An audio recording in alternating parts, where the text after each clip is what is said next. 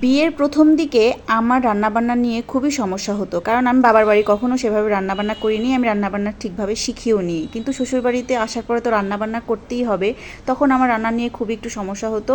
আর তখন আমি কিছু শর্টকাট টেকনিক ফলো করে রান্নাবান্না করতাম।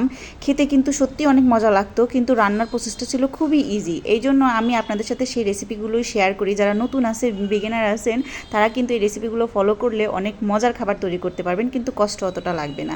কিছুদিন আগে আমি এরকম একটা রেসিপি শেয়ার করেছিলাম, মিষ্টি কুমড়া দিয়ে লোট্টা শুটকি, যেটা আপনারা খুব পছন্দ করেছিলেন। এই জন্য ভাবলাম আবার একটা মিষ্টি কুমড়ার রেসিপি শেয়ার করি, বাট এবার শুটকি না, এবার চিংড়ি মাছ দিয়ে আমি রান্না করব, এবং বাটা মশলা ছাড়া শুধু কাটা মশলা দিয়ে আমি এগুলো রান্না করব।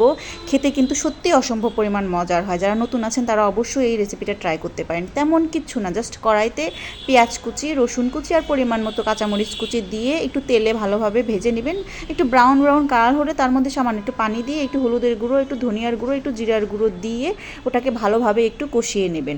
পানি দিলে হয় কি, মশলাটা পুড়ে যায় না। পানিটা না দিলে দেখা যায় মশলাটা পুড়ে গেলে একটু গন্ধ গন্ধ ভাব হয়। মশলাটা একটু কষানো হয়ে গেলে একটু লবণ দিয়ে তার মধ্যে চিংড়ি মাছগুলো দিয়ে দেবেন। দিয়ে চিংড়ি মাছগুলো জাস্ট 2 মিনিটের জন্য একটু কষিয়ে নেবেন। কষিয়ে নিয়ে তার মধ্যে এই যে টুকরো টুকরো করে কেটে রাখা মিষ্টি কুমড়াগুলো দিয়ে দিবেন।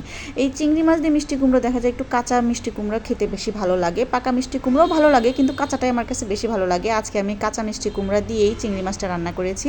এবার মিষ্টি কুমড়া চিংড়ি মাছটাকে আমি ধরেন 5 মিনিটের মতো একটু কষিয়ে নিয়েছি। কষিয়ে নেওয়ার পরে এর মধ্যে আমি পরিমাণ মতো পানি দিয়ে দিব, জাস্ট মিষ্টি কুমড়াটা সিদ্ধ হওয়ার জন্য। মিষ্টি কুমড়া সিদ্ধ হতে কিন্তু খুব বেশি সময় লাগে না, আর অত বেশি পানিও লাগে না। আপনারা যদি একটু মাখা মাখা খেতে চান, মানে একটু ঝোল কম খেতে চান, তাহলে একটু পরিমাণে কম পানি দিবেন। আর যদি একটু ঝোল ঝোল খেতে চান তাহলে একটু বেশি পানি দিবেন। আমি আবারও বলছি, মিষ্টি কুমড়া সিদ্ধ হতে কিন্তু খুব বেশি সময় লাগে না।